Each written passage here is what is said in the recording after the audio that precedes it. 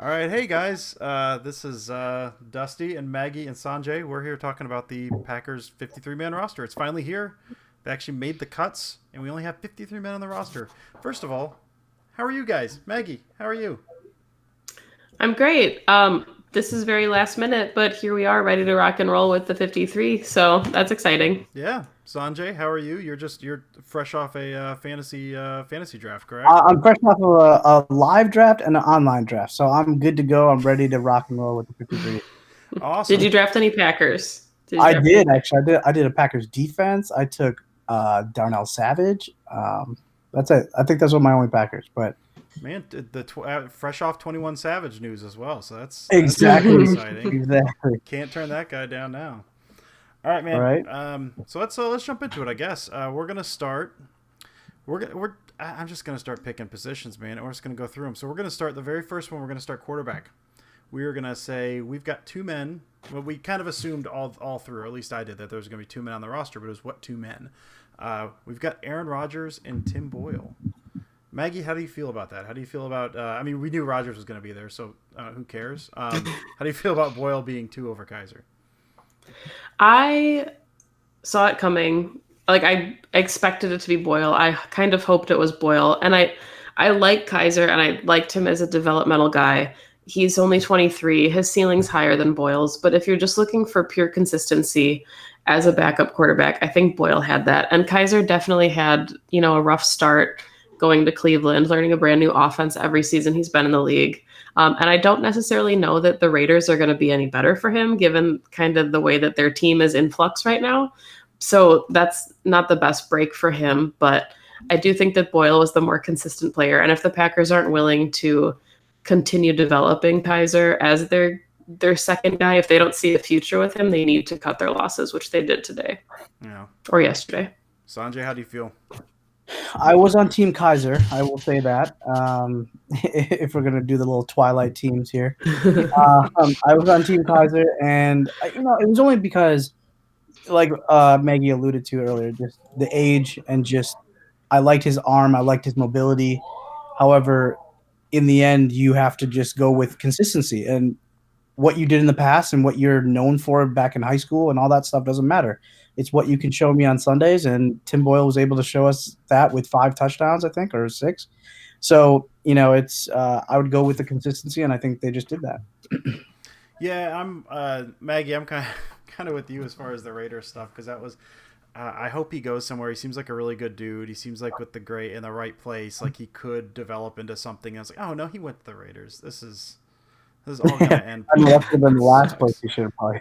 I know. I was like, oh man, like I was kind of hoping for like maybe the Bengals with Zach Taylor there and everything. Like I thought maybe that Like like a similar system, right? yeah follow up to like Dalton. Like I was kind of excited, but just for mine, I was also I'm with you, Sanjay. I was team Kaiser. I think the one thing I will say, I kind of jumped on Tim Boyle a little bit lately just because he did seem a little better at that kind of 3-step, 5-step, get the ball out. Just that kind of staying on schedule, which Kaiser seemed like he had a hard time doing. So more than anything, that's kind of why I trended towards Boyle. I think his college completion percentage was like 48%. That generally never, ever, ever translates well. So even though he showed in preseason, I still do have huge misgivings. With Boyle, but just based on how he looked, it's not a shock at all. All right, let's work down. We got running back. I'm just gonna go ahead. I'm gonna roll running back and fullback into one since there's only one fullback. We've got a fullback again. That's cool. That's not a shock really, but that's kind of cool. Do we have a fullback or do we have a mustache? We got. Or It do we have turns out a it's a little bit of everything. It's a little bit of everything. All right, Aaron Jones, Jamal Williams. No shocks there. Dexter Williams. I know some people were kind of wanting Trey Carson above Dexter Williams, and then the muscle mustache man himself, Danny Vitale. Sanjay, start with you. How do you feel about the running back room?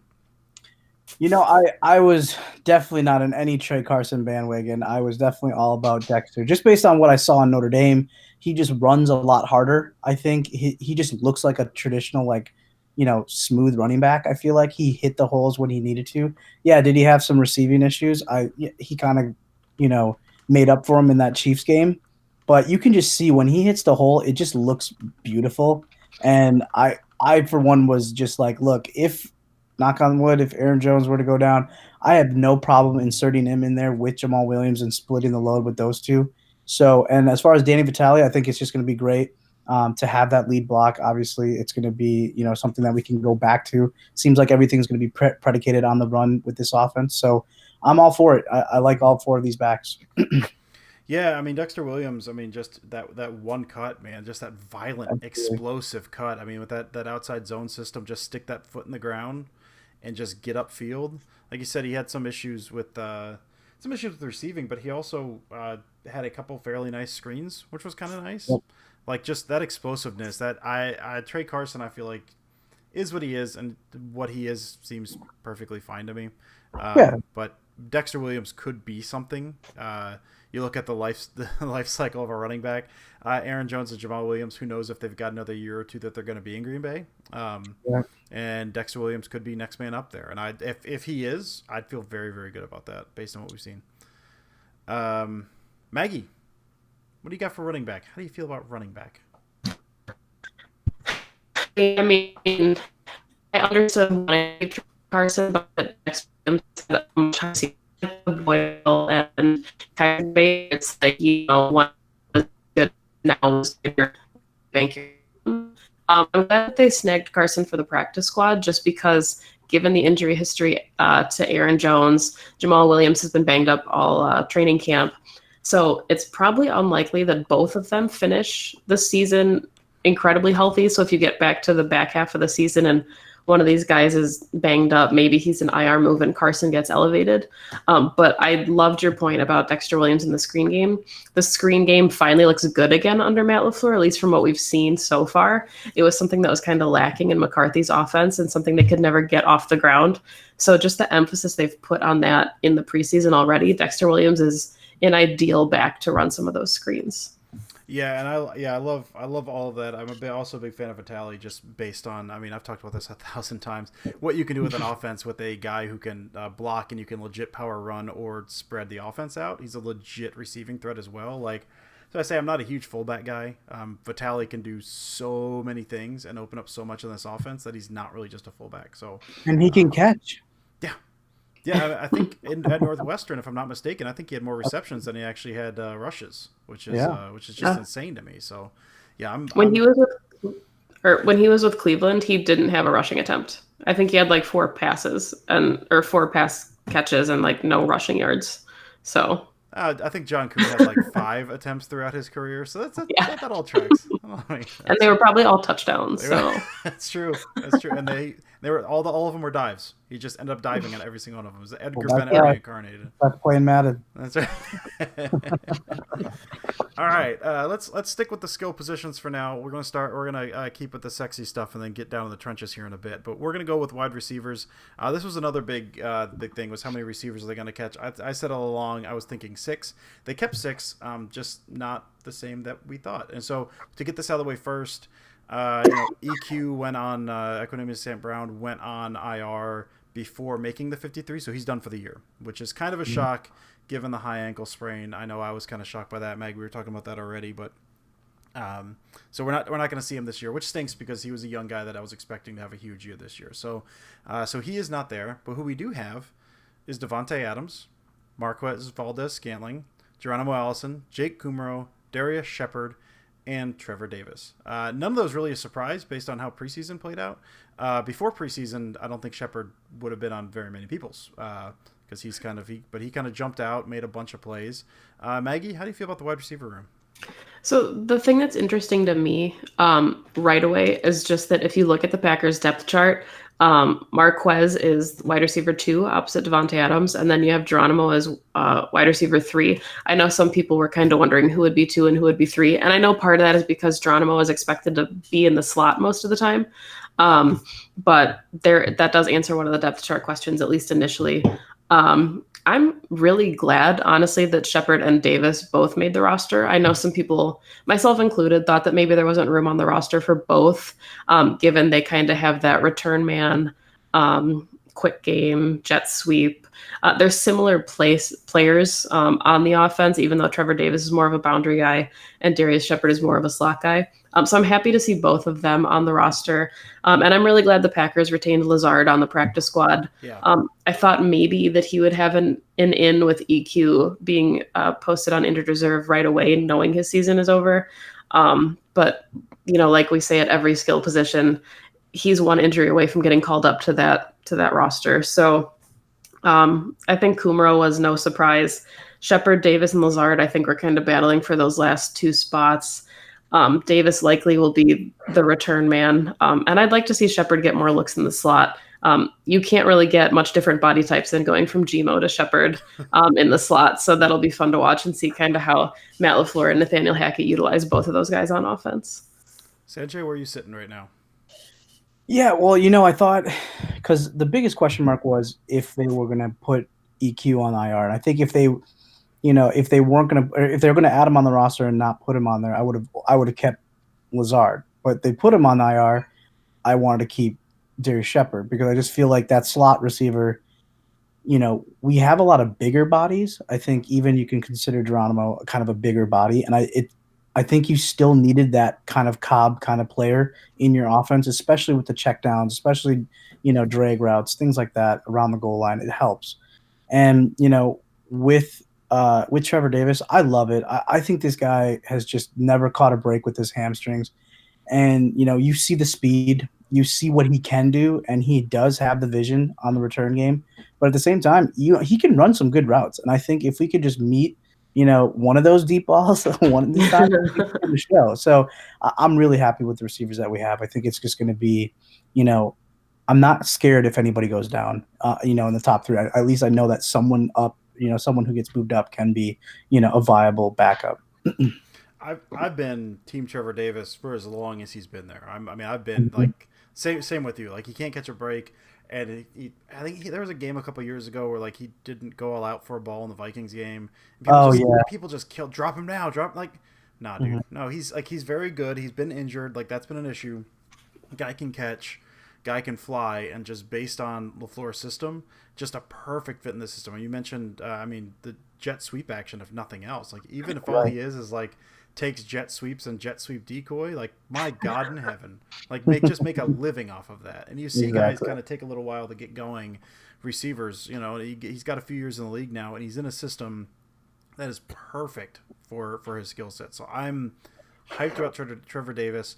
I caught flack for this from lots of people because you can't teach speed, guys. You can't.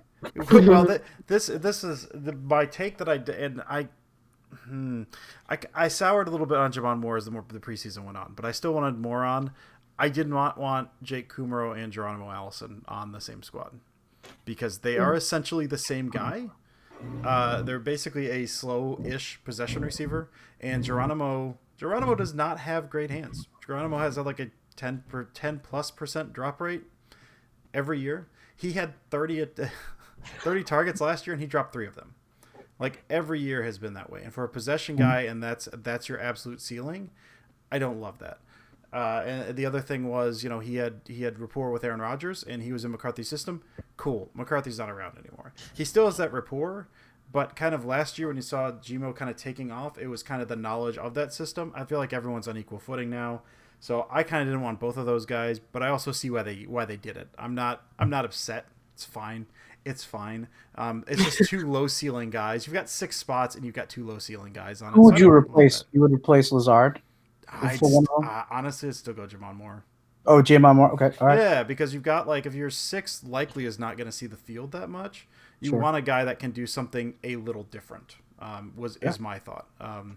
And hopefully that something a little different would have been catch the ball eventually. I get why he didn't make it, but if he was gone anyway, I think I probably would have gone Lazard maybe, but I don't know. I think I'm fine where it's at, but I haven't made my peace with that. I knew this was coming.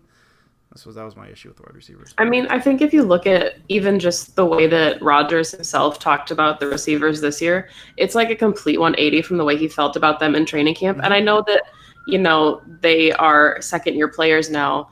EQ, MVS, but these are still all guys learning a brand new system, so they didn't have the McCarthy offense to fall back on. Like you said, everyone was on equal footing.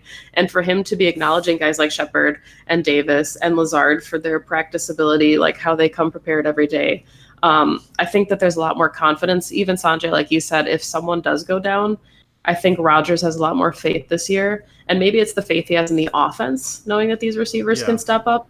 I think that's a big part of it. It maybe not as even the guys in the room. It's just the offense that they're running.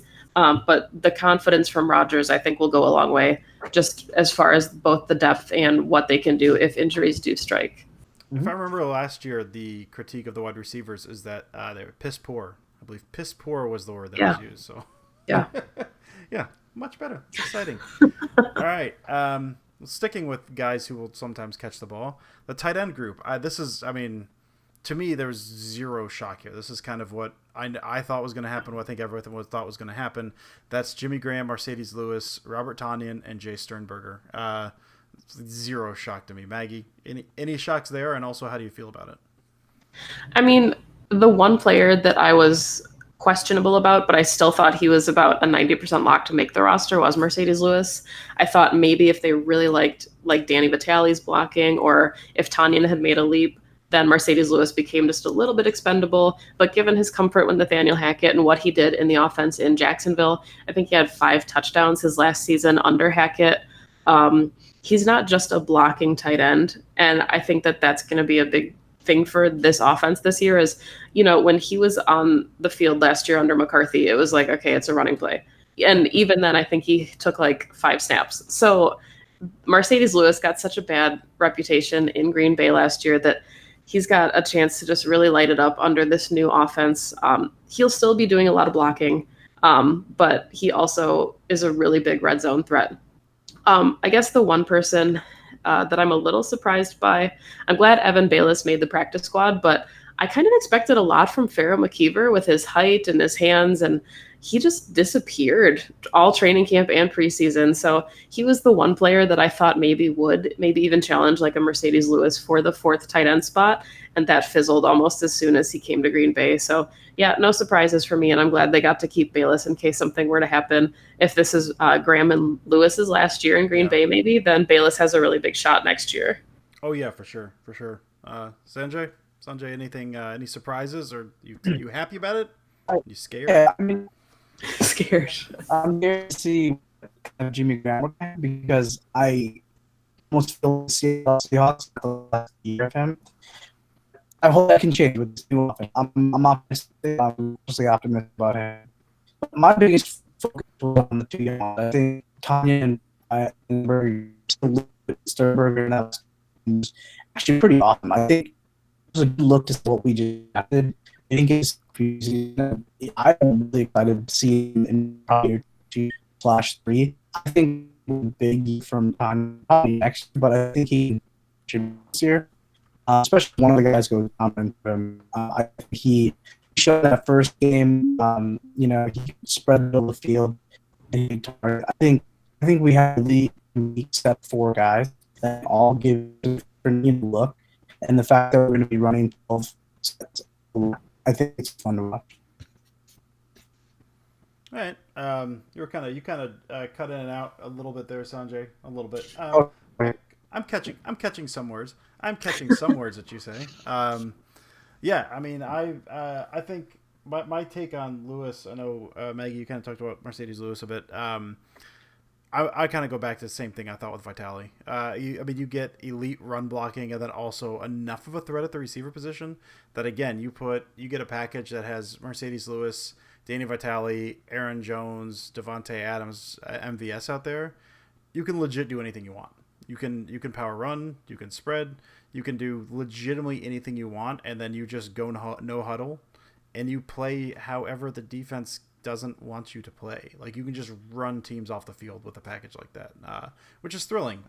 So yeah, I'm no shocks. I love what I've heard of Tonyan coming out of this camp. Tonyan just seems like he's made a huge leap, which is super, super exciting. So, like you said, Maggie, I think next year, Tonyan and Sternberger probably the 1-2, and then maybe Bayless sneaks on or someone else. I don't expect. No, this is the last year. Lewis signed a 1-year deal, and Graham, I think, technically has another year. but they can cut him after this year with like no dead money, if I'm not mistaken, right? Yeah, I mean, Graham maybe will turn into something really explosive this year. I think the potential is there, and there's a comfort with Rodgers that maybe needed a season to develop. So in a brand new offense with LaFleur, I think that connection could be really solid. And, if he does have, I don't know, even 6 touchdowns, they would consider bringing him back on that third year. But I think if he has the same struggles that he has this year, then there's no harm in just dropping him after the 2 years. But Rodgers has so much faith in him that I'm kind of excited to see what happens, assuming that the leap is there and it's not just talk or preseason training camp talk. Oh, for sure. Yeah, he could do. I was excited for him last year, and it didn't quite work out for a number of reasons. But if he can turn into just a solid middle of the field / red zone threat, that's all you need, man. So yeah, I'm really excited about Graham this year. All right, let's close it out. I don't know that we need to go position by position across the line if we need to, just because there's so many kind of mix and match behind. So right now we'll just do starting line. Probably no shocks here. Actually, one shock, I guess. Not a shock to a lot of people, but a shock to some. So we got David Bakhtiari at left tackle, Lane Taylor still at left guard, Corey Linsley at center, Billy Turner at right guard, Brian Bulaga at right tackle. So that's your starters. Kind of behind, and you could just mix and match any of these guys. I think the big shock here, again, I kind of thought it was going to go this way. I don't know how a lot of people thought. A lot of people were kind of thinking Elton Jenkins was going to take the left guard position so handedly that Lane Taylor was going to be cut or traded, which is just insanity to me, I think.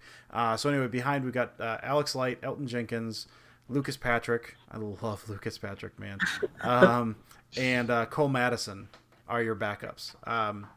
So how it's tough to say how would you feel if any of those starters went down, because I do think I think Billy Turner maybe gives him a little bit extra if/when Bulaga goes down, that maybe you're not sweating the right tackle too much. But Maggie, how do you feel about the line, kind of where it shook out as far as the starters and the depth behind it? I mean, I think it's really interesting. I actually just tweeted this out a couple minutes ago. But you have your starters, and then Alex Light is listed as the backup swing tackle, which I think we all expected once Jason Spriggs was cut. Then Elton Jenkins is listed as the backup guard, either spot. And then Madison and Patrick are listed as both backup center. So neither of them are listed as a third string guard or tackle. You have basically one backup tackle, one backup guard, and then 2 backup centers. And I know that Patrick and Madison can play guard, and I think Madison was even getting some reps at right tackle. But I think the depth is really good. Honestly, I think it's better than it's looked in previous years. Billy Turner already is a massive upgrade on the line, considering last year it was like a rotating just circus of players coming in, trying to fill in there. Lucas Patrick, he is anyone that you would want on your team. Like, he's just the enforcer. I love it. And I'm really happy for Cole Madison. I think, I'm kind of echoing what everyone on Twitter is feeling about, he came in and took a shot after being a year removed and made the most of it. So having him on the roster is really cool. Like you said, I don't know if anyone feels phenomenal if, like Bakhtiari would go down. I don't think Alex Light is going to be the savior at left tackle. But I think the interior of the line has some really strong depth. It's just that left tackle, maybe right tackle position, that would be a question mark still to me. Yeah, and I mentioned Billy Turner. I don't even necessarily love Billy Turner at right tackle. It's just Billy Turner is better than, we'll say past options. I don't want to name names. Let's say he's better than past options. Which is fine. Like that's. I mean, you want the best guys out there. I think having Jenkins kind of just sitting behind. I assumed when they took that draft pick he was going to be the starter next year. So that would be no shock at all to me. But if Jenkins is good enough to compete for that starter spot, I mean it's hard to ask for a better backup than that. And like you said, the Madison stuff. I'm glad the Packers stuck with him. I was rooting for him. I know everyone was rooting for him. I was rooting for him so hard to make this team. So I'm thrilled that Madison kind of came through that, and the Packers kind of gave him the time and I think treatment, or at least space or thought or whatever. They gave him what he needed to kind of take that year away and still be able to come back, which I think was amazing. I love that entire story. Yeah, and I mean, I think that Billy Turner probably is in their plan as the backup right tackle, but it also doesn't seem like something they would put on a depth chart. And Billy Turner probably honestly is just really excited to have one position to focus on as a starter because he's played everywhere. I'm sure that he, just like all of us, is really hoping that Balaga stays healthy, because if he's committed to right guard and then midway through the season he's got to shift over, that might affect his game too. Yeah. So for him, there's probably some type of reassurance and comfort there in knowing that he gets to really focus on an interior spot and make the most of those reps there, instead of kind of learning every position like your McRae's and your Patricks and your Madisons and Pankeys were doing all camp. So so if Balaga goes down, I mean, just based on the depth chart and is your feeling that Light is the first option at right tackle, you thinking? I think that would be my thought, just to keep the continuity on the line. I don't think you'd want to shift Turner and then have someone else come in like a Patrick or a Jenkins. Yeah. Personally, yeah, I think I would give Light a shot at right tackle. I think you can always mix it up, but especially the guards are so important next to Lindsley that I don't think you want to mess with someone coming in and maybe messing up the continuity on the line. But sure, if someone did come in and it was Jenkins, I fully would trust Jenkins at right guard too. So it's going to be interesting. I guess we just hope that everyone stays healthy for all 16 games. Then it won't matter. We're recording this on Sunday. So we got the opener in just a few days. Hope springs eternal at the moment. We're going to see how we feel come Thursday, I suppose. But right now, I think it's hard to look at this offense and not be kind of excited for where they are and kind of where everything is playing out. All right. Well, I think we're waiting on Zach, but I guess hey, Maggie, Sanjay, this was awesome. Thanks for coming, doing the offensive line. Why don't you plug what are you working on? What are you doing? Twitter handle, all the fun stuff. Maggie, you've got one of my favorite titled columns that's currently running, so definitely bring that up, please. All right, so my Twitter handle is at Maggie J. Loney. I just changed it for Maggie Lawler. So look for me there. I also podcast for the Pack a Day podcast, and I write for Cheesehead TV. I write 2 articles a week. One is something random that I decided to write about, and the second is the article just Dusty is referring to called That's What She Said, where we break down locker room interviews and post-game press conferences. So look for That's What She Said 2 days after every game all season, Saturday after week 1, and then it should be Tuesday the rest of the week or the rest of the season. Legit makes me angry how good that is. It makes me legitimately upset, but it's amazing. I mean, you do amazing work. This is the first time I've actually met you in person, which is amazing. I feel like I've known you for a while, so it's awesome to actually talk with you about things. This is great. You're doing amazing stuff at Cheesehead. Just absolutely love it. Appreciate it. Sanjay, you with us? You wanna sign off? Tell us things you've got in the pipeline. Kind of. Not really. No,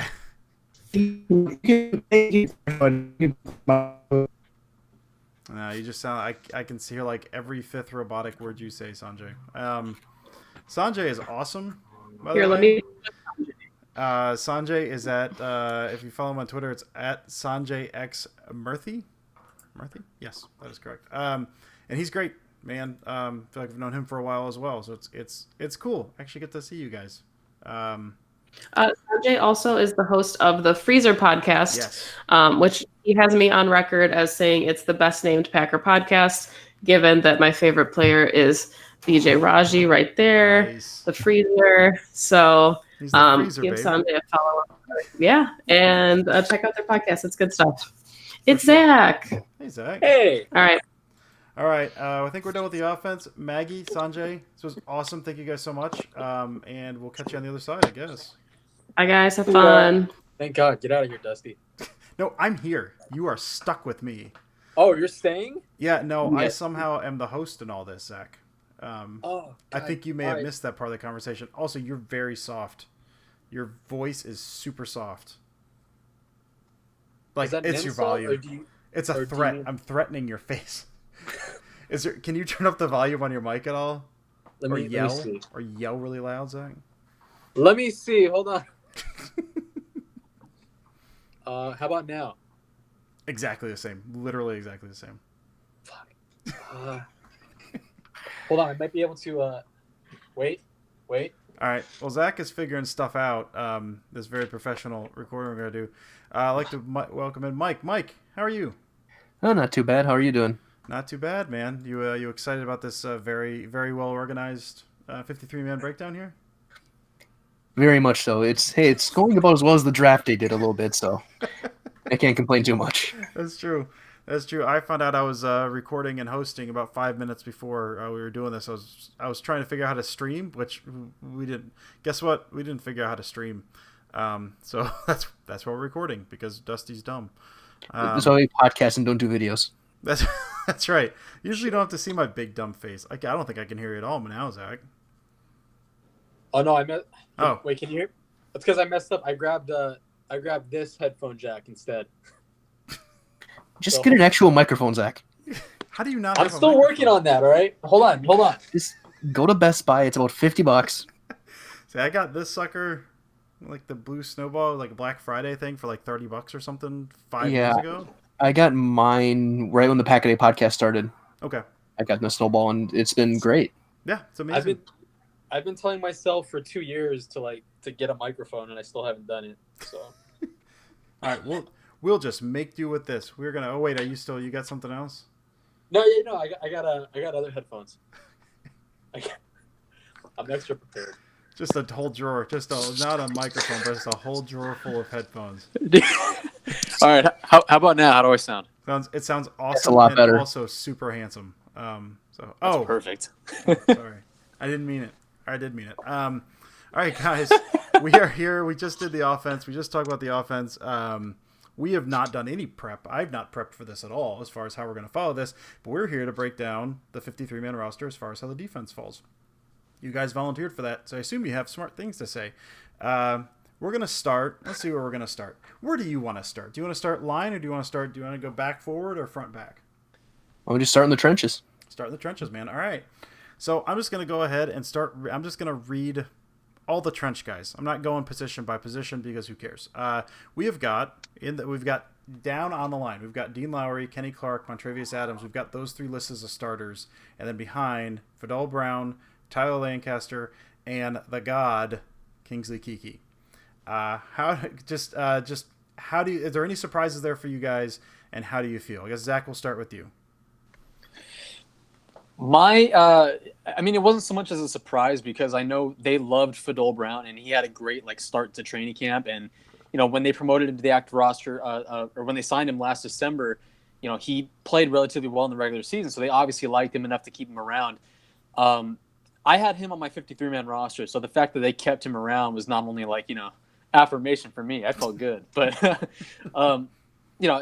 plus he's injured too. He's still dealing. I think it's with an ankle injury, so. They obviously feel good about where he is in terms of his rehab and, coming back. So there wasn't really major surprises there as far as the line goes. But I feel like this line is kind of – I know a lot of people kind of wrote the defensive line off after they released Mike Daniels, because they lost a valuable guy in run support by losing Mike Daniels. So it's still a pretty deep group. You still got Clark, you still got Adams, and Dean Lowry. Those are pretty much going to be your three primary guys. And then Tyler Lancaster, Kingsley Keke, who I think is going to be the star of that group in a couple of years. And then Fidel Brown to really round out the group. So I think it's a deep position. Yeah. Mike, how do you feel? I'm in the same boat. I was a little surprised by Fidel Brown's getting named to the 53-man roster, because I know he missed a lot of time, and he did come back at the end of the preseason, but he wasn't at the very top of his game yet. But Zach's right, he flashed a lot last year. He was able to get through the line really quick, and he's a little smaller for a defensive end in a 3-4, but I think he fits really well, and I agree with Zach as well that Kingsley Keke is a steal. I think he's going to have the similar track as what Mike Daniels did when he was drafted, as the third-day guy who's going to really shoot up the depth chart and really make a big impact. Plus, when I look at this defensive line, there's a lot of pass rush ability there. When you think of Montravius Adams, Kenny Clark, and Keke, all are guys who could be 5+ sack guys every single year. And they've all improved a lot. Dean Lowry's got the long frame to knock down passes. He's got a pick 6 in his career as well. And so this team is really well balanced. And I'm wondering is, are they going to keep all 6 active, or are they going to going to be keeping Lancaster or Brown in street clothes every other game or so. That's the thing that worries me a little bit. Yeah, I mean, there's a lot you can do as far as rotating guys in and out. I mean, you nailed it, Zach. I mean, that was after the Daniels drop. It was holy crap. Like this. I always said about the defensive line, kind of coming into this year was that it was a strength until it's not. And after Daniels dropped, it kind of felt like maybe it wasn't anymore. But then Montravius Adams, everything started coming out that he was having a great camp, and then we started seeing Kiki do just insane things. We knew what Lowry could do, and we kind of saw flashes of what Lancaster could do, and even Brown to a lesser extent last year. So this is definitely one of those groups that I think if everything shakes right, could be absolutely monstrous. And I mean, barring Kenny Clark going down, which I don't like to say, there's no one else on the line that if they get injured or tweak or miss a game or two, I don't think there's anyone else that really kills you. They got the depth behind to kind of come in and do a little bit with that as well, which I think is kind of exciting. So, plus you have James in the practice squad. What's that? Sorry, Zach, go ahead. Oh, I just said don't speak it into existence. I know. I figure if I say it, anything I say doesn't actually come. It doesn't come to fruition. So I figure if I say it's actually not going to happen. So yeah. Hope not. sorry, Mike. What were you saying? So you also don't forget they did sign James Looney back to the practice squad as well. Oh yeah. So also, there's a seventh body, and he looked really good during camp in games as well. Yeah, he's very intriguing. Familiarity too, because he's been sure. around for last, going on year 2. That was the theme of their whole practice squad. Every single guys that had been with the team, and spent the whole summer with the team. So, I like how they did that with the practice squad. But at least for now. Yeah, for sure. Yeah, for now. Yeah, exactly. All right, let's move on. Let's go inside linebacker. Inside linebacker is it's kind of a dicey, kind of a weird little grouping here. No one was really sure how to feel going in, and I still don't know how to feel about it. We've got Blake Martinez and Oren Burks as the starters, which we'll get to. Then behind them, we've got Ty Summers and James Crawford. So Burks, I honestly have not kept up too much with the Burks news. I knew it was kind of one of those, hey, it's not as bad as we thought. It probably hasn't ripped off the bone, or whatever the devil they were talking about. So he will likely be back at some point this season. But I don't know exactly if there's a timetable on that. I don't know if you guys have heard anything about that recently. I just know he was supposed to be. Well, there were rumors that he'd have to go on IR, but then eventually, more news came out that it wasn't a tear. It wasn't as bad as they initially thought. So he would only have to miss a couple weeks. So he's going to be back this season. Obviously, it wasn't as bad, for them to have to put him on injured reserve to open the season. So, that's obviously reassuring. So yeah. he might be back probably within the first 2-3 weeks. Who knows? It also depends on how, we know the Packers are just naturally cautious with their injuries and how they manage these guys. So maybe they keep Burks out for an extended period of time past, his initial healing point. Who knows? Yeah. Yeah. All right. Well, Mike, how do you feel about this group? I know inside linebacker is kind of a weird thing. With Blake Martinez is like the only guy that you're like, this guy seems like he knows what he's doing, and everyone else seems like a wild card. Do you feel all right with this, or first of all, any surprises, and how do you feel about this group right here, Mike? There's not a ton of surprises. I'm surprised that they waived injured Bolton, which was an interesting thing. I thought they would just put him on season-ending injury reserve because it seems like that knee is in pretty bad shape. But when I look at everything else, it's not really that big of a shock to me. I think it's more just how are they going to deploy these guys? Are they just going to keep Martinez out there and go with an extra defensive back instead of that second linebacker? Will they move up Raven Green, or will they move up Adrian Amos maybe into the box a little bit more? But Summers and Crawford are going to be special teams guys. We knew what Crawford can do in special teams. That's what he's best at. Burks, I'm hearing maybe 3-4 weeks because he's already doing stretching out with the team. He's doing some of the early practice stuff. He's not sitting on the sidelines in shorts. He's actually doing some stuff already. So I don't think it's as bad as everyone thought it was originally, but it's still going to take time. He's not going to be playing Thursday. He probably won't play against Minnesota. So it'll be probably he probably get ready stuff for in October. So I just wonder how they deploy these guys, and will they move an edge guy inside maybe every now and then too to complement Martinez. But the only thing that makes me nervous is if, again, cross your fingers, is if Martinez were someone to go down, and even beyond this, if they don't re-sign him after this year, is who is that next man up? Who's going to get the helmet, the communication helmet, and who can you trust them to make the calls against a first string offense? I don't want to think about it right now. But that is scary. That could be something down the road for sure. Zach, how are you feeling about this? think we Look, lost. even before Burke's injury, I wanted them to go after some kind of veteran linebacker, like Brandon Marshall, for example. He got released by the Raiders, or sorry, he got terminated by them, which I thought was a little unnecessary, but whatever. yeah.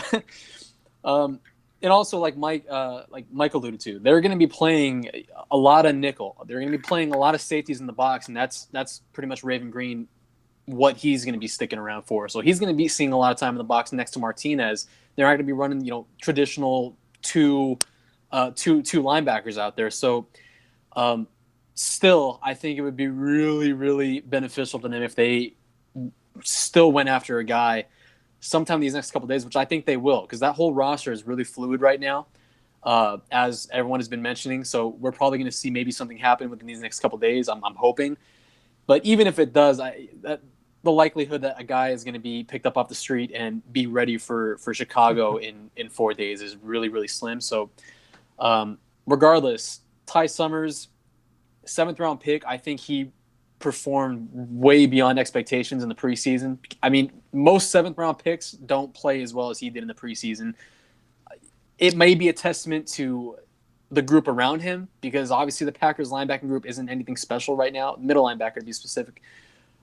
It's nothing to write home about. So it could be a testament to how well he's played. It could be a testament to the group as a whole. We don't really know yet, but he did play well in the preseason. Sans a couple missed tackles here and there, but someone told me that he led the preseason in tackles, which I wasn't able to really look up and confirm. But if he did, that's pretty damn impressive for a 7th round pick. So we had 11 tackles in the first game, so it wouldn't shock me a bit if he did. that helps for sure. But and he played almost every snap in every game. He played a ton in the preseason. Yeah, that definitely helps his case. So definitely, in my opinion, the weakest link of the roster, that whole position right there. Yeah, I mean, it's the weakest link in the roster, but it's also, we just got done singing the praises of the defensive line, and if they can open holes, all you need is guys that can kind of navigate through and make tackles. You don't necessarily need to have. I mean, I think I subscribe to kind of the Mike McCarthy, Ted Thompson thing of inside linebackers. It's fine. It doesn't matter that much. You don't a really good elite guy can help a lot, but I'm not the biggest, you don't need to sink a whole lot of capital into that position. I mean, you mentioned already, I think, Raven Green kind of rotating in there. I kind of thought if it's all it is Blake Martinez and then it's Raven Green, that's fine. That's whatever. Mm-hmm. I think last year Pettin used, I think, 6 DBs in coverage, more than any other team in the league last year. There you go. So the inside linebacker position to me it's Blake Martinez and a bunch of guys that hopefully can do something if you put them out there. But yeah, it's not that bad. I think Burks being out there is still good. Like I said, I think Summers has things to clean up. But I mean, you nailed it, Zach, for a 7th round pick. I mean, he missed some tackles, but dude was flying around everywhere. So it's tough. It's tough not to see him on the field at some point. Yeah. And plus, don't forget also, again, I'm going to the practice squad. Do you have Brady Sheldon, who they brought back? Yeah. Who's kind of the taller, lanky, seems like more of a coverage guy, but he's a guy who probably another year left, but he could still develop into something. He's shown really good awareness on the field of knowing what he needed to do and where to be. For sure. Yeah. Good. That's a very good point. I'm really bad about keeping up with the practice squad, so I appreciate that, Mike. All right, guys, let's move on to the outside linebacker group. This position, more than anything, if you look at where this was last year versus where it is now, we've been saying for years, we need to get better at the outside linebacker position. And now this position's stacked, just absolutely, with the potential to be stacked. I think Gary is the guy that is not there yet, clearly, but maybe could make a little noise in situational things. But at the same time, you just look at this versus where it was last year, and it was Kyler Fackrell, and man, I hope Reggie Gilbert turns into something, and he did not. It's kind of exciting to see this. So, outside linebacker position, we've got as our starters Preston Smith and Zadarius Smith, and backup we've got Kyler Fackrell and Rashawn Gary. I'm going to go ahead and say absolutely zero surprises there. I would say for me anyway. I'm very excited about this group. Who started last? Mike? Zach, you go. Hey, Zach, how do you feel about this group? Well, obviously really no surprises there. The only question really concerning that group is whether or not they would carry a 5th linebacker there. If after they flipped Reggie Gilbert for a 7th round pick to Tennessee last weekend, we didn't know if they would sneak a 5th guy there. whether it was Randy Ramsey or Marcus Jones, and both looked good in exhibition play. Marcus Jones, the one who really made that play happen with Ty Summers' pick 6 in the finale. So, and Ramsey, now he's on the practice squad. Jones didn't return. So, it's like you said, it's a really solid group. And compared to how it's looked the last couple of years with Nick Perry, bouncing back and forth between injured reserve, and Clay Matthews really showing he doesn't really have much in the tank and not really able to win one-on-one battles on the edge anymore. He's kind of getting gassed late in his career. Za'Darius and Preston Smith, two big guys on the edge, and Za'Darius, he has the flexibility to bounce inside and help out there. Rashawn Gary, he can stand up on the edge. He can put his fingers in the dirt.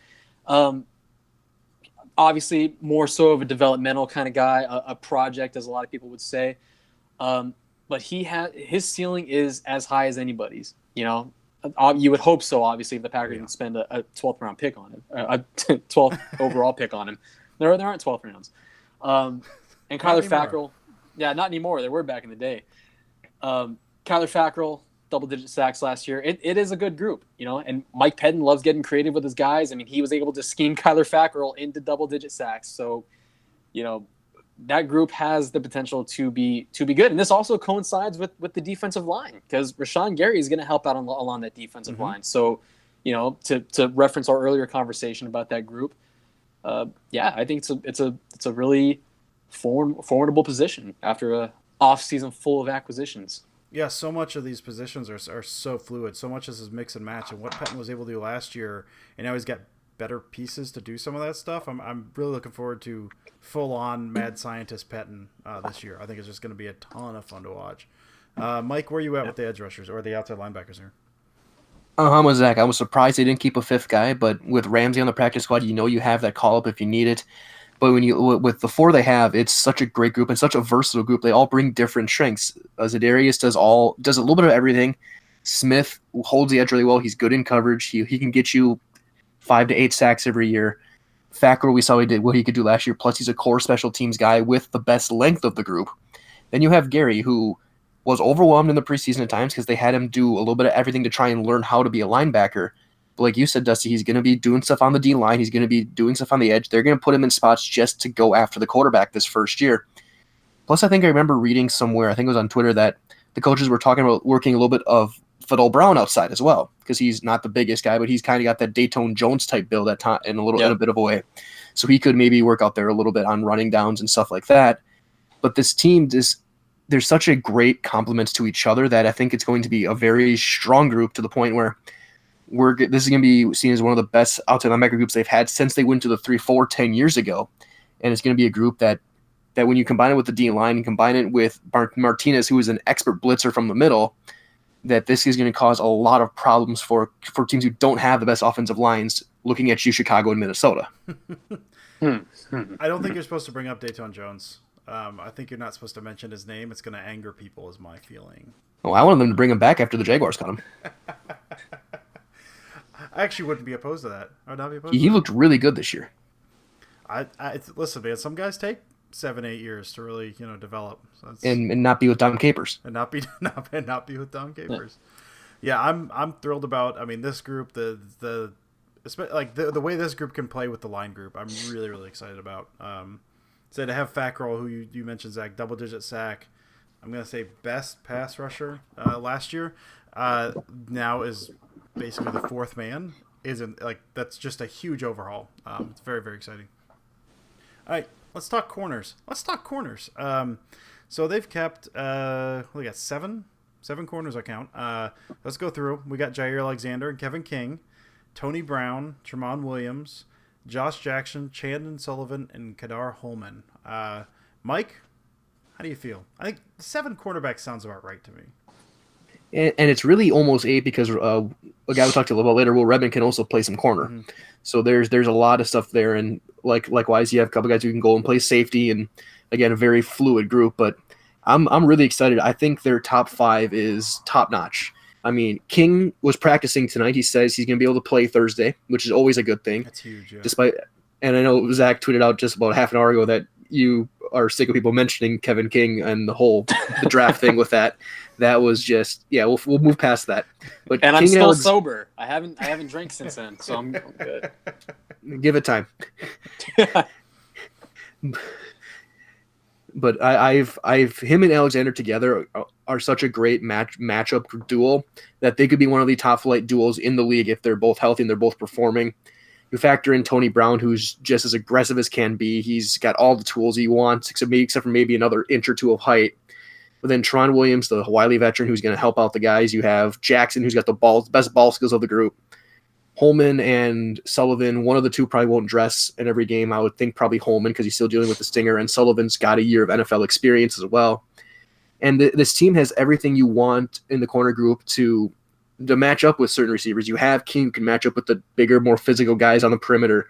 Alexander and Williams can slide into the slot as well as go outside. Jackson can be a good zone corner.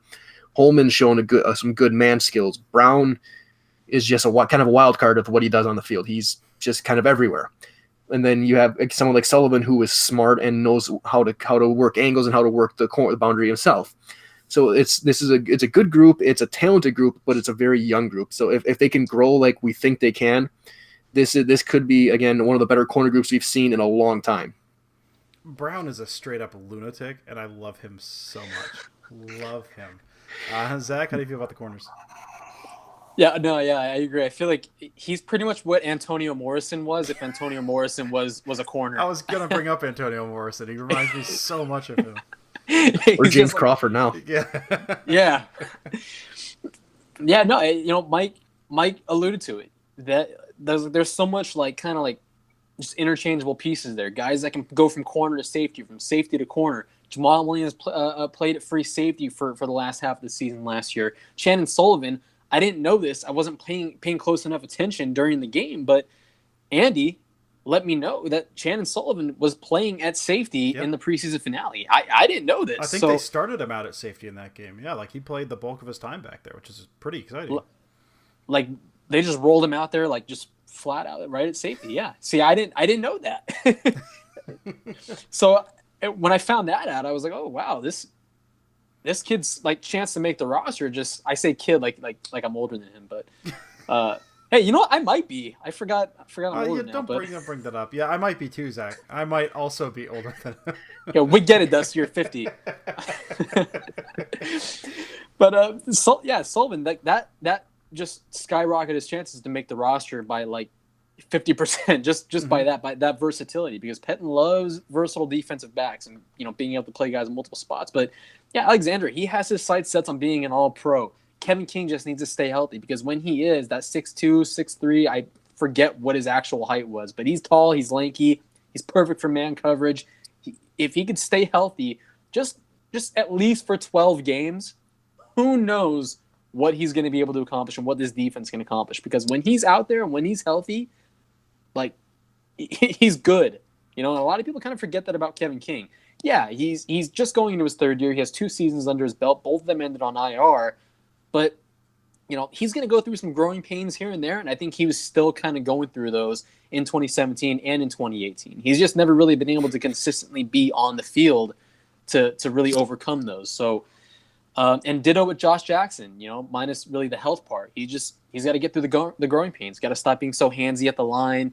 He's going to be, for a second-round pick, his ceiling is high as well. He's going to be something special. That 3 right there is really going to be, I think, the future of this group. And that's not even including Tony Brown, who I don't think should have gone undrafted, but here we are. It doesn't really matter now because he's in the Packers secondary, and they found the diamond in the rough. And Kadar Hallman obviously looked good in the preseason. He had some struggles here and there, but he was really sticky in coverage. For a 6th-round pick, of course, like I mentioned, you expect these kinds of things. You expect these struggles, but look, like Mike said, this group has the potential to be the best cornerback room they've had in quite some time. Yeah, No, go ahead, Mike. So I was gonna say, and Zach, and we were talking a lot of times after the cuts were made about the best story coming on the draft, whether it was Cole Madison, Darius Shepard, mine's Will Redmond, but also Kadar Hallman, a guy who was out of football after high school for a couple years because he couldn't get into college academically, working odd jobs, working at a Dunkin' Donuts, and now he's made an NFL roster. Like the Packers this year are filled with these stories. I heard about that Dunkin' Donuts story. I forgot who that was Holman. about. Yeah, it was. Wow. See, wow. They got so many guys like that on their roster. I love it. It's amazing, and I love. I mean, traditionally speaking, they have so many young guys on here, but traditionally speaking, it takes like at least 2 years usually for a cornerback to be drafted, whether that's highly drafted or not, to start making a very strong impact in the league. It's a hard position to learn. It's a hard position to pick up. And so, I mean, you see a guy like Jair Alexander jumping into that immediately and being incredible. That's not the way it works for everyone. I know there was a bunch of talk last year of Josh Jackson could play safety. He doesn't have the chops. Josh Jackson is supremely talented. Maybe a rough first year. He did have a rough first year. That doesn't mean he can't play the position. Having him in that group is insane. And I'm with you guys. The love for Kevin King. I bring this up every time Kevin King comes up. He ran down Julio. He was on man-to-man Julio Jones on a drag and ran down Julio Jones on a drag. Outran Julio Jones on a drag to knock the ball away. Like, freaky athletic dude. And like you mentioned, long, lanky. Like, if he can stay healthy, that 1-2 duo of Alexander and King, forget everyone else. Those top two guys right there, that's an insane duo. I'm crossing my fingers more because I don't want to hear about Vince Beagle anymore, but also like if Kevin King is healthy, he's an absolute monster. We just haven't seen it yet, so I'm hoping he can do it just for the sake of the defense. Yeah, that's Miami Dolphin Vince Beagle to you. New Orleans Saints legend. Yeah, put some respect on it. I apologize. Until they got traded for Kiko Alonso. Yeah. Oh my God. And right. What you mentioned too about Jackson. One last thing too. I like for the people that say convert him to a corner. Because they say he's best in zone. He has those free safety instincts. I like to say before you even entertain that possibility, give him a chance to fail as a corner first. Yes. Before you even bring up that possibility, which might not ever be a possibility. I think fans are kind of just they're shell shocked over the whole Demarius Randall thing. How he was never played at his natural position that he played at ASU. So, and they probably don't want to repeat. But this is a little bit different.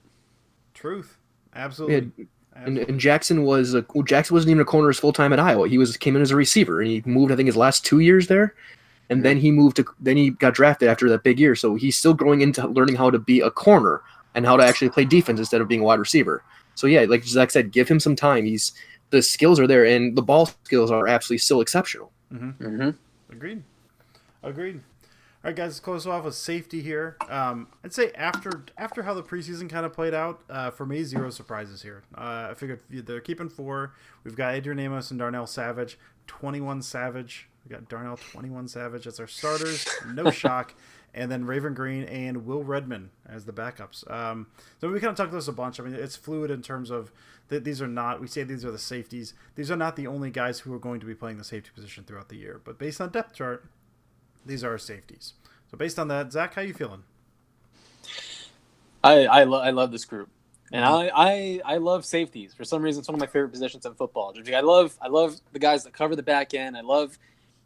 I've wanted the Packers to have that rangy, athletic safety, that center fielder that can just cut off one side of the field since they lost Nick Collins. So I've been wanting this for 8 years, and I think Darnell Savage is that guy. Now that could be just the inner optimistic fan in me talking, or it could be the evaluation side of me talking. I don't know, but I love what I saw on his Maryland tape. So I love what we've seen so far. Limited preseason snaps, nothing but good news out of camp. The only surprise out of this group for me was it wasn't necessarily a surprise. It was I felt we were kind of left in the dark, obviously, in terms of where Abraham Campbell was. Yes. Because I had him making the roster. I didn't know if he was fully recovered from that torn ACL he suffered last year. Because when he was here last year in Green Bay, those 3 games that he played, he was excellent. He looked really good. Yeah, he was really good. So I thought, they brought him back. I thought he would maybe be good for the regular season. He would make the 53. I knew there was a possibility he would land on the PUP, but I had him making the roster. I didn't even consider Will Redmond. So I guarantee you, if Campbell was healthy, he would be swapped in for Will Redmond. At least that's what I believe. But yeah, Redmond, Mike. I know you mentioned earlier about him being able to play corner. So I will give the floor to you. I'm kind of in the opposite boat about Campbell. Yes, he looked good last year, but that with a safety who didn't have a ton of speed to begin with, and ACL is a big thing with him. Mm-hmm. And if these four safeties do perform, is there a spot for him when he comes off the PUP list? Is he going to be ready to go? Is he going to be able to jump those four guys, or even a couple of them? So there's that as well. Plus, I want to get into it before we go over Kabion Ento on the practice squad for the corners as well. A very athletic corner. Greg Roberts on PUP, who's their highest paid undrafted guy who they brought in on PUP for there as well. So there's a lot of those things with the practice squad. I like watching the young guys. But Will Redmond to me is my personal favorite story of camp because he was a guy who was seen as a potential first-round pick when he was his last year. I think it was at Mississippi State. Blows his knee out, and he becomes part of the Trent Baalke experiment of let's draft an injured prospect in the third round and hope they develop. Whether because he had like Marcus Lattimore, the running back from South Carolina, did that. You had, I think, a lineman, I think Brandon Williams was his name from Clemson, who blew his knee out, and they brought him in third round, Redmond as well. And he never really recovered in San Francisco, didn't fit there, kind of bounced around the league, bounced around Green Bay a couple times, and he showed what he could do in the preseason. He showed a willingness to be on a special teams, willingness to play corner, willingness to be a safety, and to be that versatile chess piece that you can use. And he's a guy who has all the ability in the world. He's got that Tony Brown type, can do a little bit of everything. And just the fact that he was able to make this roster and get a spot on an opening day 53 as a big deal for a guy like him who's battled as much as he has. And he's not going to be ahead of Green. He's not going to be ahead of Amos or Savage, but he's a guy who I think is going to be a very vital part of this team, especially the special teams as the year goes on. Yeah, for sure. I didn't know a ton about him. I mean, I knew a little bit when he came through, but just watching him in the preseason, kind of reading some of those reports, he seemed like a guy that seemed like was going to be seemed kind of like hard to deny that 53. He was making plays. He was out there. He seemed well liked. I'm definitely excited to have him. But this, much like the outside linebacker position, safety position looks the best it has looked in years. I'm kind of on the record as saying I think the Nick Collins injury, guys, was actually bad. I don't know if you guys agree with me. I think the Nick Collins injury was bad. I also think it set the safety position for them back a very long time. They don't draft, Clinton Dix. I don't think if Collins is healthy. Like it seems like they've been basically chasing that replacement for Collins since he went down prematurely. So to kind of have this Adrian Amos, who was my top free agent that they actually brought in, so it was super exciting. And then Savage as well, who was, of all the guys they drafted, was the one guy that I was like, this is like a day one starter. Everyone else seemed like you're projecting a year out. Savage is a day one starter. So it's exciting to see that. You've got Amos, who's kind of that, that box guy, but can range. Ken is look very, very good as that free safety when he's needed to, and Savage that just looks like an absolute monster, like you said, his Maryland tape sack. So I'm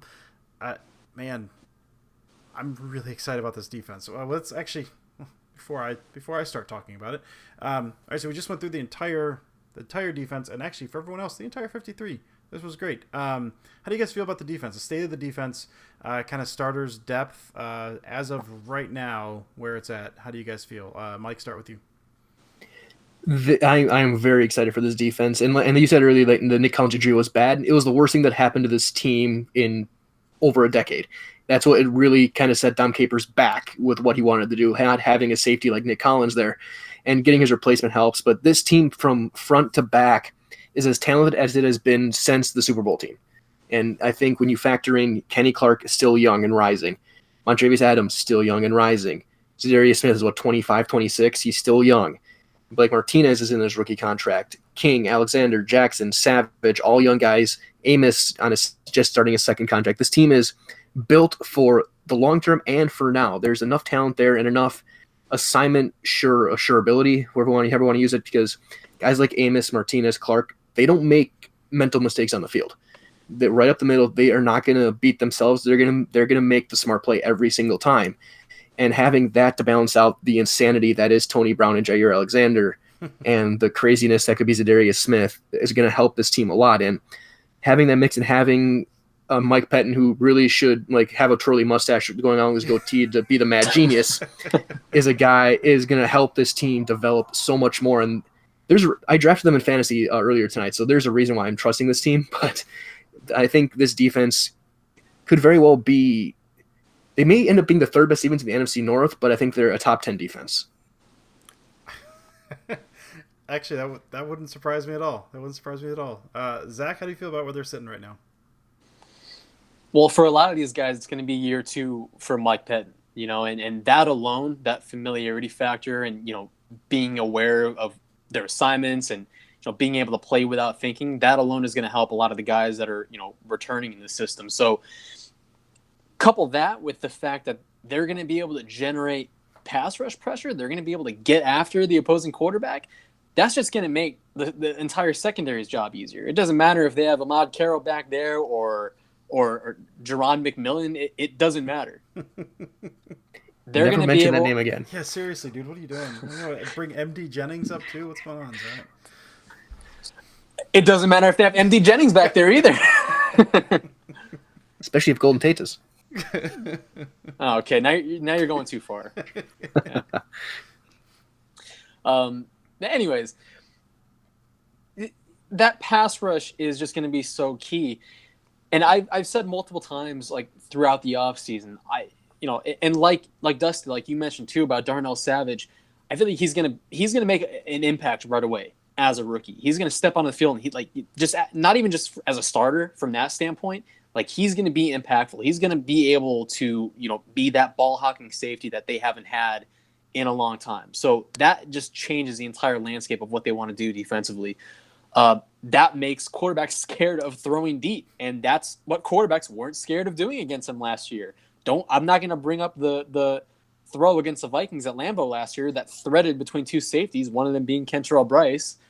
But I love the direction they're trending in, and I agree. This has the potential of being a top 10 defense. I don't want to count my chickens before they hatch, but everything is great on paper, and Adrian Amos even said that. He said that last week. I got a story out on that. He felt like on paper, everything looks fantastic. Everything looks great.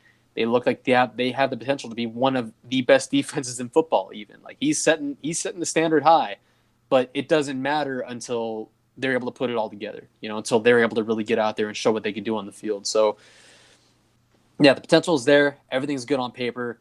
I feel like they have the versatility, the flexibility. That's really the theme of the whole defense. Mm-hmm. Like position by position, like just having guys that can play anywhere. You look at the defensive line, outside linebackers, they got guys that can fill in both spots. The secondary, it's a versatile defense. And I know Mike Pettin is licking his chops just at that fact alone. It's going to be fun. And we saw it through all summer in training camp. I know the Packers were learning a new offense, and naturally they're going to be a little bit behind, but the defense has been ahead of the offense, apparently, based on all the reports coming out of training camp. So it's going to be fun for once. Yeah. And they dominated Houston, too. Yeah. Yeah, they did. Yeah. Also, yeah, there you go. I mean, they're fast. They can match up. The thing that gets, the versatility is so huge, not just the position, being able to move guys down the line or away from the line or do any of that. It's being able to match when someone goes no huddle or someone brings out a package that maybe can do a couple different things. The versatility to be able to defend against those things. I think they finally do that. I mean, you look at, I've just been staring at, I've been paying attention to you guys too, kind of, but I've just been staring at the starters. Wow. Just my God in heaven. Like, just you look at the names and you look at the talent that they have on that starting line. It's hard not to be excited about what this team could do, what this defense could do. So yeah, I'm very, very excited. Guys, we just covered the entire defense. This has been great. Before we go, you wanna plug things you're working on where people can find you, Zach? Well, wait, hold on. We forgot. Mason Crosby, J.K. Scott, Hunter Bradley. I wasn't going to bring it up because it wasn't doing defense. But if you guys want to talk about that, let's talk about Crosby Ficken for a second. If you want to talk about that, we should because we don't have anybody covering it. So it was just going to be me rambling. Kickers are people too. Yeah. Yeah. Come on. Well, how do you feel about the camp battle? How do you feel about the Crosby Ficken camp battle? And kind of where that ended up? There's no shock to me because Ficken just seems like just a guy. But do you think they're actually? I think Crosby's time is coming to an end. I think they're starting to look for that. I just don't think Ficken was it. That's the feeling I get. That feeling you get from that as well. That's the impression pretty that much. I get. No. Can I mute you? Can I just mute Zach? Is Crosby's? He's entering the last year of his deal, isn't he? Or is that 2020? Yeah. I believe so. Yeah. Oh, this year. Yeah. Ooh. Well then. Yeah, this is probably the last year for Mason Crosby, and then it's happy trails. All-time leading scorer in team history. I mean, yeah, I'm not surprised he won the battle. You know, Sam Ficken really never. I felt that's how I felt about the quarterback battle. I mean, I know we didn't touch on the offense. You know, Yeah. That's how I felt about Deshaun Kaiser and Tim Boyle. I feel like Kaiser was QB2, but he never really did much to lose the job, and Boyle never really did enough to win the job. That's how I felt about the kicking job. Mason Crosby didn't do enough to lose it, and Ficken didn't do enough to win it. So I felt like it was kind of a stagnant battle the whole time. So yeah, that's kind of how I felt. Crosby was the established guy. Ficken, I don't think Ficken was ever going to challenge him, so it always kind of felt like this is going to play out and it's going to be back and forth, and Crosby's going to end up with the job anyway. Like, it's not really going to matter at the end of the day. Nothing matters. Life is meaningless, empty void. All of those things. All of those things. Mike, how do you feel about that? Life in general, and also the kicking position, I guess. Well, sometimes life has meaning, but I agree with you. I think I don't think Ficken had really ever had much of a chance, and it kind of showed how he also went unclaimed. And as far as I know, no one has even talked about signing him since then. Even Kare Tedvek, or whatever his name was, that the Vikings threw away a 5th-round pick for, got picked up again. Thank you, New York Jets. But I don't think Ficken had his moment in Family Night. He hit that 63-yarder. Good job with him. But like you said, Crosby never did anything to lose the job. He was consistent in camp. He made one mistake in the preseason on that extra point, which we don't know the full of what happened to cause that, whether it's just a mishit or what. But he's established. He can kick in the cold. He can kick in Green Bay. He's clutch for the most part. Like, just look at the Dallas playoff game a couple years ago, kicking 50-yarders in the final 2 minutes back to back, including one that didn't count because of a timeout. So he's a guy who you know what you're going to get with him. You're going to get steady, consistent play, and he's a leader on the team as well. But quickly, J.K. Scott. What a preseason he had. Ooh. He was he was the weapon we were looking for when they drafted him last year. He was flipping the field, getting plenty of hang time, and giving his guys chances to work to make the tackle. And that could be a legitimate weapon on this team. And Bradley got better as well as a long snapper, but man, J.K. Scott was just a beast. That's my preseason MVP right there. I don't know if that's a good thing or a bad thing. It could be both.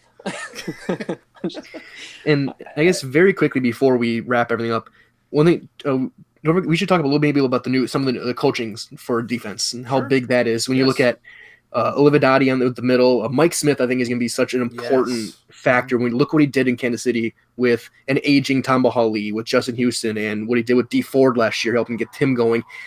He even made Frank Zombo productive for a couple years. So I think what he can work with when you have the Smiths and Gary and Fackrell, he's got the pedigree that he could really do something good. I don't know. I have no idea why Kansas City even let him go. Like, I thought that was just insane. Yeah. I think he seems like that's a huge difference maker. Getting him, that was a huge get. Then especially with the guys that are now out there, I can't wait to see what he ends up doing with those guys.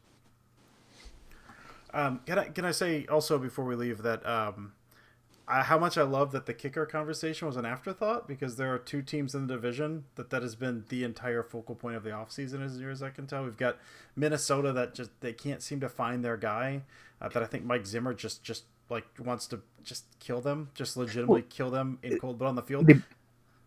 They brought in one of the most accurate kickers of all time, and then he couldn't hit a field goal afterwards. Amazing. Amazing. And then the Chicago thing, I don't know if you guys read there was a Sports Illustrated story, I can't remember her name, Collar, I think was her last name, about the kicking camp that the Bears had. So the stories that we had heard already with like the 43-yarder, and they make everyone turn to watch, and they pump up the music. Like, how much this is all in their head is just insane to me, that this much is spent on a kicker. And we're like, well, I guess maybe we can talk about kickers at the end. It seems like a small thing. It's a fairly big thing. This is not taking up a whole lot of our time. So I am very thankful for that. One of the best phrases I ever heard was, a good kicker is like a good lawyer. You don't know how important they are until you need it. Mm-hmm. Yeah. Thank you. Thank you, Mason Crosby. Thank you, Mason Crosby. We appreciate that. All right. You guys got anything else you bring up? We done? I think we can do plugs now. All right, do plugs. Yeah. Zach, do your plugs. Where are you? What do you do? Who are you? All these things.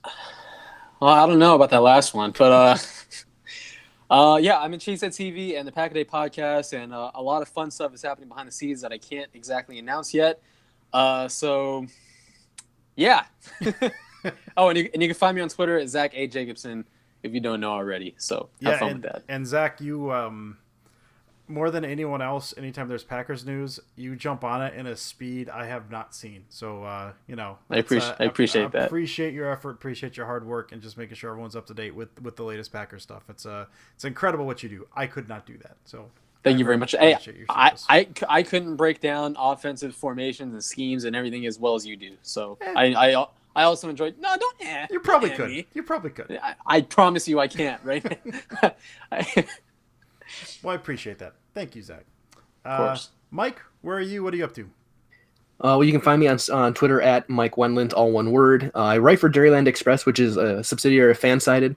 So I cover every sport in Wisconsin: Packers, Badgers, Bucks, Brewers, all that stuff. I did Badger hockey before, and we might do some of Marquette stuff, but I'll be doing a lot of stuff with Packer history on that website this year, because that's my big thing. Is I'm a big history guy. So I love looking at the Lombardi Packers and the old Packers and lobbying for Bobby Dillon to be in the Hall of Fame, stuff like that. But I'm also on the Pack a Day podcast. I usually record with Tyler Grezagoric. Mm-hmm. We'll be switching days pretty soon as well, so that's something pretty cool. But you can listen to that with me as well, and I know you guys obviously are on it too. So listen to that. I just record. I was just up on Saturday for that. So basically, it's just those two things. And then if you're in Wisconsin, listen to me for doing high school sports in Central Wisconsin. Okay, you cut nice. Like all high school sports in Central Wisconsin. Well, it's football right now, but I work in radio. Okay, awesome. I did not know that. Very impressive. All right, well, hey, thanks guys so much. This was amazing. It went through offense and then defense with you guys. This was thrown together at the last minute, so I hope it was fine. I think it was at least fine. All right, guys, if you don't have anything else, I guess, hey, thanks for joining me, and we'll catch you on the other side. All right. Take care, Mike. Take care, Dusty. See you guys. See you, boys. You guys will. Have a great night, guys. You too. See you guys.